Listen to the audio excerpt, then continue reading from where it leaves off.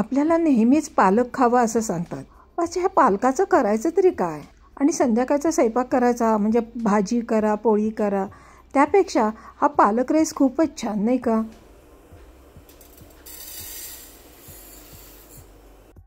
एकच भात केला की सगळ्यांना अगदी पोटभरीचं खाणं होतं.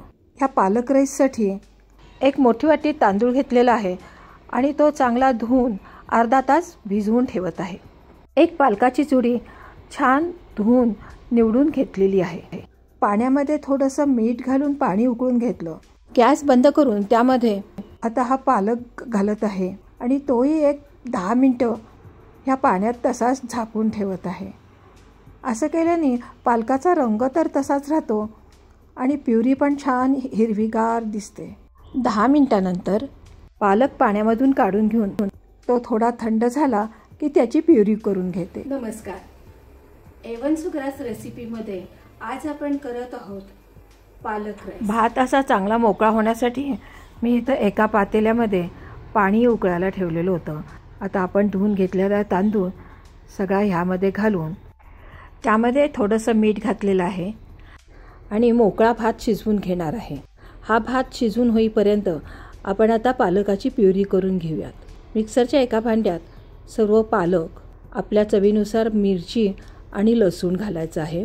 कोथिंबीर मात्र आवर्जून घाला, त्यामुळं चवही चांगली येते आणि रंगही छान राहतो. एका कढईमध्ये 4 चमचे तेल घेऊन जिऱ्याची फोडणी केलेली आहे. त्यामध्ये तमालपत्र, काळी मिरी, लवंग आणि दालचिनी असा खडा मसाला घातलेला आहे. त्यावरती पालकची प्युरी घालून घेतलेली आहे आणि त्यात थोडं मीठ घातलेलं आहे. कढईमध्ये प्युरी घालताना थोडीशी सावधगिरी बाळगा. अंगावरती गरम शिंतोडे उडणार नाही याची काळजी घ्या.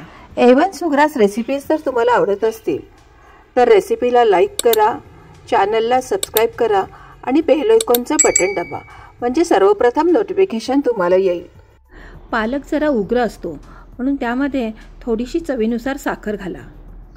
आता आपण सर्व भात ह्या पालक प्युरीमध्ये घालून घेतलेला आहे आणि तो छान मिक्स करून घ्यायचा आहे. आधी आपण पालक शिजवताना मीठ घातलेलं आहे, तसंच भात शिजवतानाही मीठ घातलं आहे. आधी दोन्ही वेळेला मीठ घातले हे लक्षात ठेवून नंतर मात्र मीठ घाला. ह्या भातावरती अमूल बटरचा वास किंवा चव खूपच छान लागते, म्हणून 1 चमचाभर अमूल बटर वापरत आहे. अशा हिरव्यागार भातावरती मी थोड्या सुक्या लाल मिरच्या घालत आहे. तो कलर दिसायलाही छान दिसतो आणि स्वादही छान येतो. शक्यतो अशा कोणत्याही प्रकारचा भात करायचा असतो तो थोडासा मोकळा बरा वाटतो. अशा वेळी कोलम तांदूळ किंवा बासमती तांदूळ वापरावा, म्हणजे भात मोकळा आणि छान होतो. ह्या भाताला मंद गॅस करून वाफ देणार आहे. त्यासाठी खालती एक तवा ठेवलेला आहे, त्यामुळं भात खालती लागतही नाही आणि मंद अशी गॅसची फ्लेम आपल्या संपूर्ण भाताला लागल्यामुळं भात अगदी छान मोकळा असा होतो. अशा वेळेस फक्त झाकण मध्ये अधे काढायचं नाही, एकदम 10 मिनिटांनी झाकण काढायचं. असा गरमागरम हा भात खायला खूपच मजा येते. ह्यावेळेस तुम्हाला पाहिजे असेल तर सार करा, नाहीतर रायता तर आपला आहेच. हा भात 4 ते 5 माणसांसाठी आरामात पुरतो. अशीच छानशी रेसिपी घेऊन पुन्हा भेटूयात. बाय.